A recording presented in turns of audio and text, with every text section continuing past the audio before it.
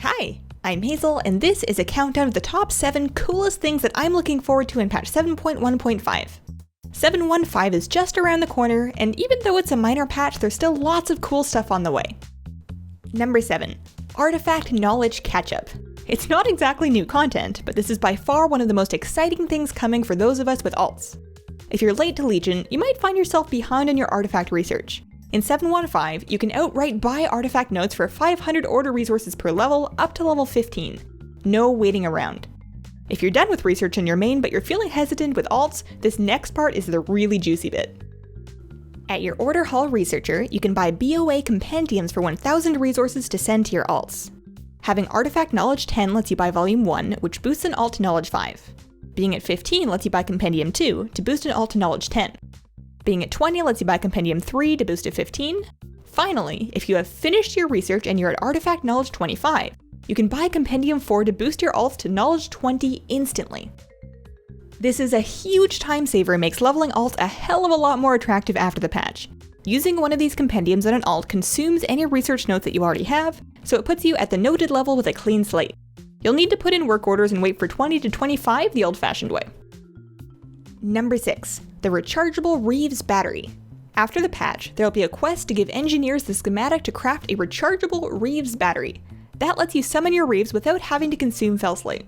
This is a much needed bit of love for engineers, and hopefully we'll start seeing a lot more Blingtron 6000s kicking around. Number 5. Dampening begins immediately in 2s skirmishes and arena. If you've ever spent time queuing 2s or 2 skirms, you'll know how long healer games can get. They're almost never won before dampening, so the first 5 minutes is just a big waste of everyone's time. Not anymore. In 7.1.5, dampening will start stacking right out of the gate in 2v2 matches. This should help make it quicker to get your 10-2s wins without falling asleep at your keyboard. Number 4. Micro Holidays. These are short, world-building mini-events with no major rewards attached. The first one on the horizon is Call of the Scarab, scheduled for January 21st to 23rd. It celebrates the anniversary of the Encourage opening with vanilla-style resource collecting. The faction that earns the most credit on a given server flies their flag in Silithus for a year.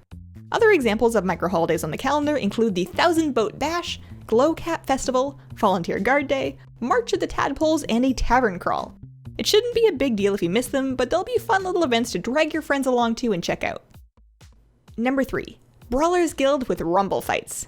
The Brawlers Guild is coming back to town for the first time in Legion with brand new fights, rewards, and a new type of fight called Rumbles.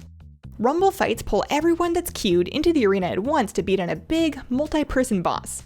Hopefully you're at your keyboard. There's 8 Rumble fights to try, as well as a bunch of new challenge card fights, some new achievements, and a new Brawler's Basilisk mount. A lot of this is accessed with Brawlers Gold, a new currency that you earn through brawl-related quests, and of course winning brawls. Number 2. Class updates and legendary changes. In 7.1.5, Blizzard is making another massive stab at class balancing. There are tuning changes to almost every class, talent swaps, honor talent changes, and adjustments on legendaries. I'm gonna do a whole separate video to cover these in more detail, but rest assured that the damage meters should get thoroughly shuffled up. Last, my number 1 favorite addition coming in 7.1.5, Mists of Pandaria Timewalking. MoP Timewalking is being added to the weekly event rotation, complete with 6 dungeons to run and some spiffy new rewards. There's Yulei, Daughter of Jade, a new flying mount. We've got 2 new pets with the Paradox Spirit and Infinite Hatchling. Finally, for toys you can pick up a portable yak wash and an adopted puppy crate. I'm all over anything that gives me new pets and adopted puppies, so I personally can't wait. So those are my top 7 most anticipated things coming in patch 7.1.5. It's worth noting that Flying the Broken Isles is not coming in 7.1.5. That will be in 7.2, which also has the Tomb of Sargeras raid. We gotta spend some time in the Nighthold first, so don't expect that until at least summer 2017. Thanks for watching. Let me know what you think, and have a wonderful, wonderful day.